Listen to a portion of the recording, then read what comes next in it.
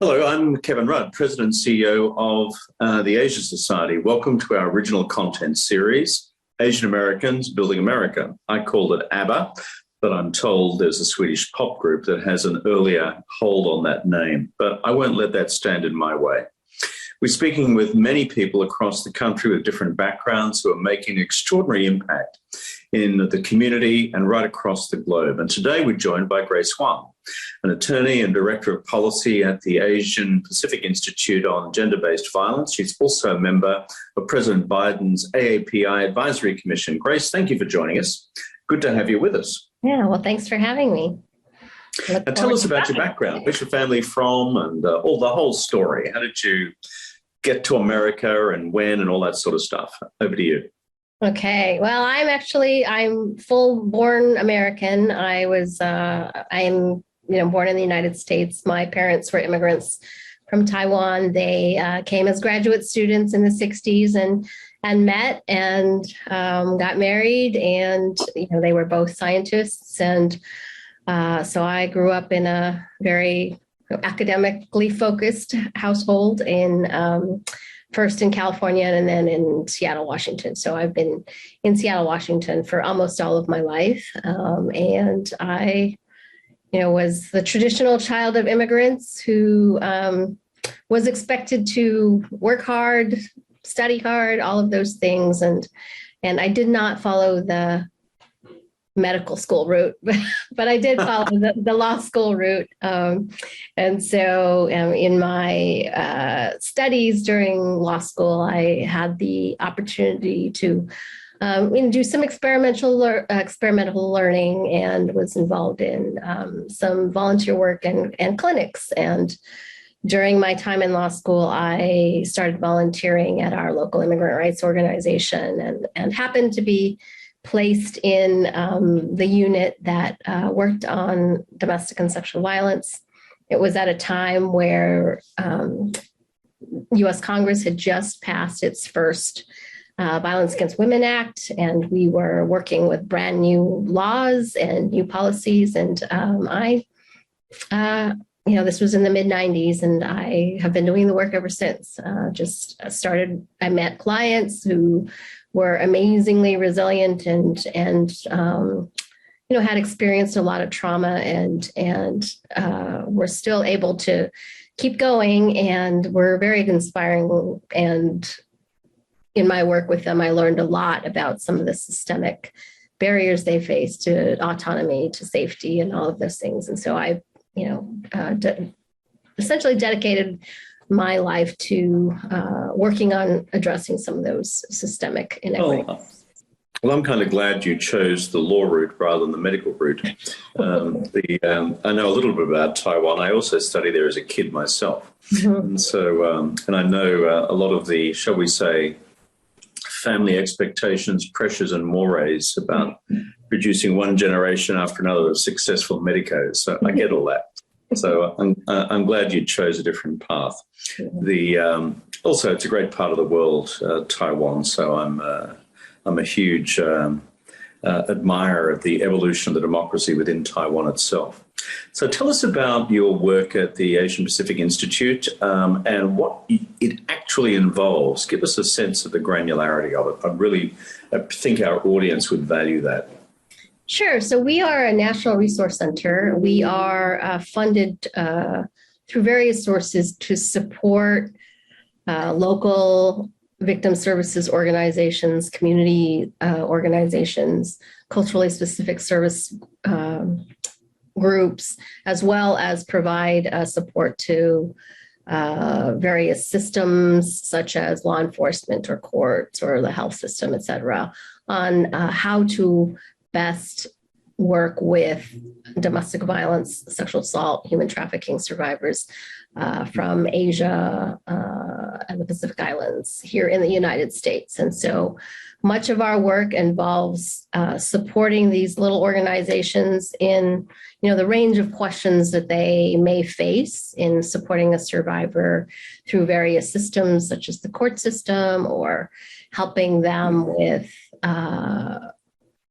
materials, information about domestic and sexual violence in language. We work with a lot of government systems to help them with strengthening their language access for immigrant AAPI survivors of domestic and sexual violence. And I work on a lot of various policies with Congress and the administration on improving access to various supports for AAPI survivors of domestic and sexual violence. And so we do a range of things.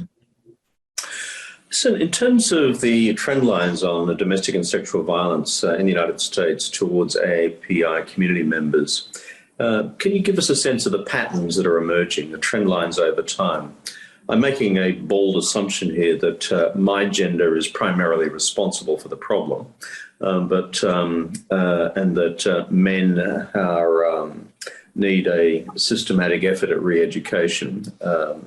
And I have seen similar things in my own country, Australia, but I don't want to pretend to be an expert in your field. So give us a sense of where the trend lines are going and how bad are men in this space. Well, I think it's really hard to pin down. We have a lot of data and research from various communities about how prevalent it is, and the stats range from 20 to over 60% of Asian American women have experienced domestic violence or sexual assault in their lifetimes. Many of the studies, though, is that consistent with the non-AAPI mainstream, or is it vastly in excess of it?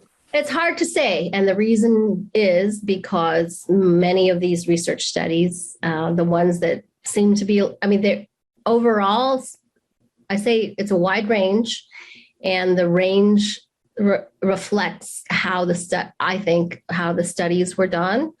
If they weren't done in language, if they weren't done in a way that would elicit responses in a safe way, for example, random,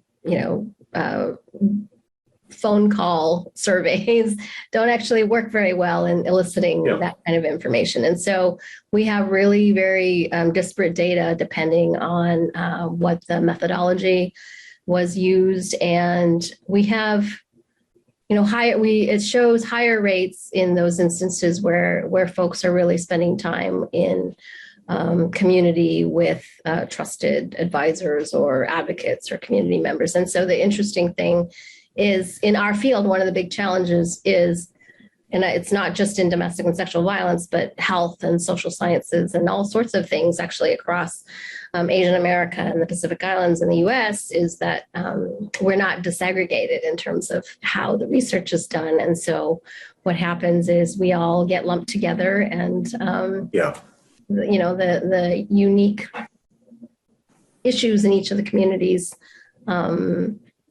don't really show up well. And so we cite to a range of studies that say between 20 to 60% of AAPI women have experienced domestic or sexual violence. And similarly, I think the numbers of men are pretty low, but track the same types of stats that show up across communities in the US. So, but the overwhelming perpetrators here are males, right? Yeah, yes. The data does show that, and there also is more data about how violence shows up in LGBTQ relationships, and those numbers tend to be higher both among women as well as men. So, okay, you're also chair of the Alliance for Immigrant Survivors. Tell us about that. And you touched before on trafficking. How's the problem going? Bigger? The same? Becoming under control? Give us a sense of how all that's unfolding as well. Sure. So the Alliance for Immigrant Survivors, it's a network of advocates and domestic and sexual violence and trafficking survivor advocates and organizations focused on improving our immigration policies as it relates to domestic and sexual violence and human trafficking. And so, many of our colleagues in the Alliance have worked since, the early 90s on trying to improve our immigration laws and how they pose barriers to victims in getting help. And so some of our early work involved, trying to remove the immigration system as a tool of coercion or control over victims, and providing routes for victims to be able to safely apply for immigration status on their own without having to rely on abusers, their sponsors, et cetera, to be able to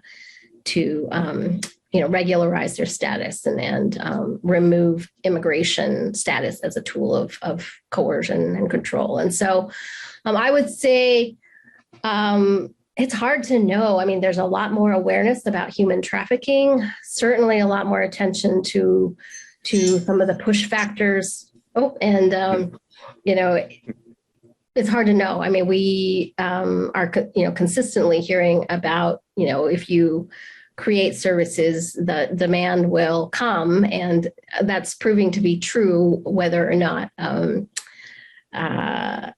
we're effective in doing the outreach and et cetera. I mean, I think over the course of the pandemic, we've certainly seen a lot more instances, both in the human trafficking context as well as in domestic violence, of people who, because of their economic circumstances, getting roped into human trafficking situations or in abusive, exploitative situations where they are unable to access assistance because the economic, just people are a lot more desperate and being roped into situations much more. Yeah. Tell us about you. You're a proud Asian American, Chinese American, Taiwanese American woman, highly professionally qualified, competent, out there. Have you been on the receiving end of what you would describe as hate, racially based hate, personally, professionally, or discrimination? Tell us some of your own story. I mean, I'm interested. Part of our job in this program, our responsibility, is to explain to people what it's like on the receiving end of this stuff. So.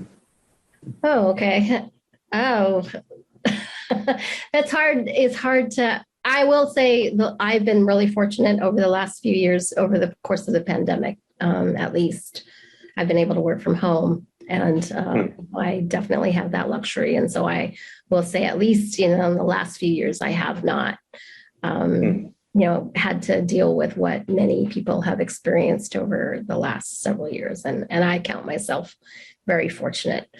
I will say, over the course of my lifetime, of course, and I, have vivid memories of this even from childhood, of my mother being called racist names on the street. I've certainly been called racist names throughout my life, with derogatory racial slurs. I think more. What's it felt like as a young person, being on the receiving end of that? I would say infuriating. I would say powerless. And, over time, I know I'm a little older than, a lot of the folks that are, I feel like, really, out there speaking out. And, we learned,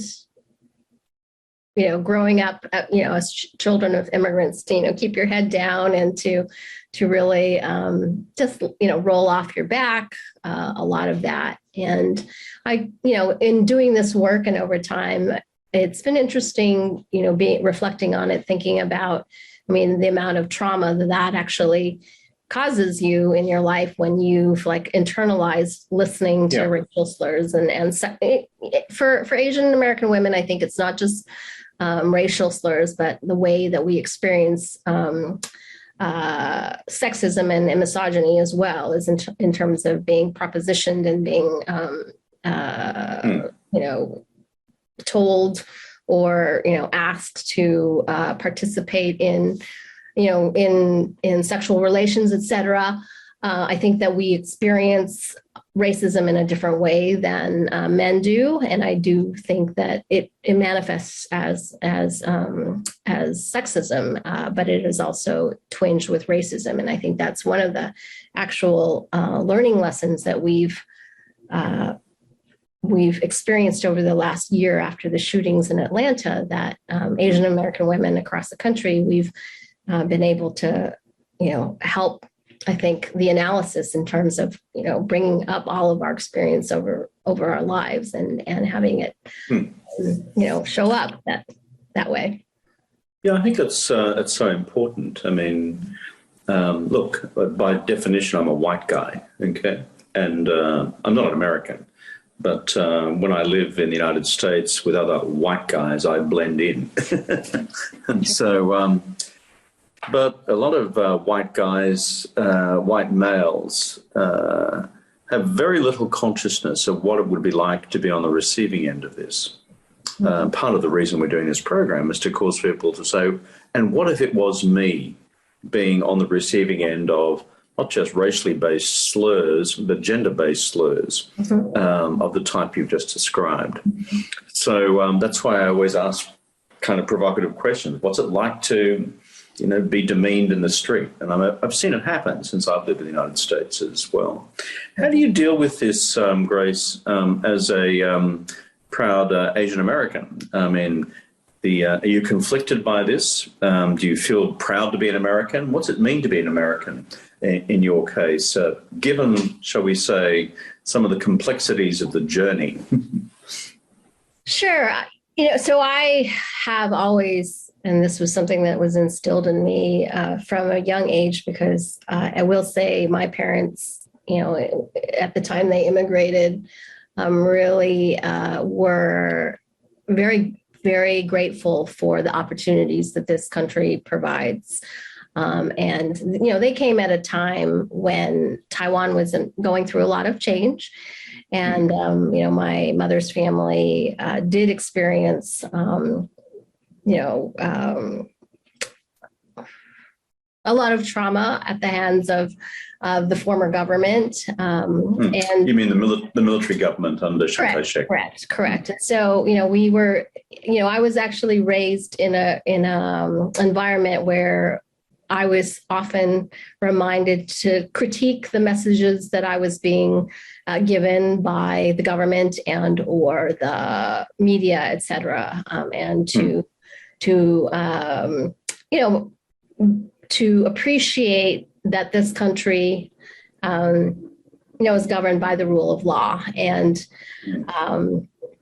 so, throughout my life, that's just the mantra of our household is, and I had a lot of appreciation about the fact that people have died, including in my own family, for the ability to participate in government and to be able to vote. And so I am very, very grateful for those things. And at the same time, I have all sorts of critiques about really what it means to be an American and to be able to be represented and to participate. And, in my field right now, we are in a lot of debates about the role of government and of law enforcement and of various systems in, addressing problems of gender-based violence, for example. And, there are lots of conversations about defunding the police or not taking government funding or those kinds of things. And those are larger conversations that many of us and my colleagues are having. And, there's a piece of me that really considers I'm contemplating really hard the concept of our government needs to represent all of us, and it, the services and the protections that our communities need, should be prioritized, and that's part of why I'm participating in the commission, the White House Commission, but also thinking through like the systems that have been created to solve all sorts of problems, didn't necessarily have our communities in mind, and so. What kind of work does it take to create those types of systems interventions, or what kind of work does it take to alter what we have, and that's an ongoing struggle, I guess. Yeah. Well, all power to your arm in doing that work for President Biden's AAPI Advisory Commission, and all power to your family's arm for navigating your way through a pretty brutal period in Taiwanese domestic politics, and finding your way to America. People often forget what Taiwan was like under the dictatorship, but the evolution to democratic rule in Taiwan in the 70s, 80s, and 90s was a rough old journey if you followed it closely, as some of us, including foreign barbarians like me, have done from the time of the Kaohsiung Qi and on. So last question to you, Grace, as we close is, if you had 30 seconds to deliver a message to a young Asian American woman in America today who's just been on the receiving end of their first racial slur or active discrimination in their workplace or their place of education, what's your advice to such a person? That's hard. I definitely... Apart from sighing deeply. Yes, I would say find your community, find your support, find the places where you gather strength. There are going to be lots of those instances through life. I would say be strategic in figuring out how to effectuate change, knowing that folks that feel comfortable in saying sexist and racist things are not likely to change quickly. And so depending on the situation, figuring out where there are places that you can influence changing that behavior. So. Well spoken, my friend. Grace Huang, thank you so much for dedicating your career to fighting for the rights of survivors of violence, domestic violence, sexual assault. Your work impacts communities, and especially Asian American communities, that need the most help right now. And so we in the Asia Society are grateful for the work that you do.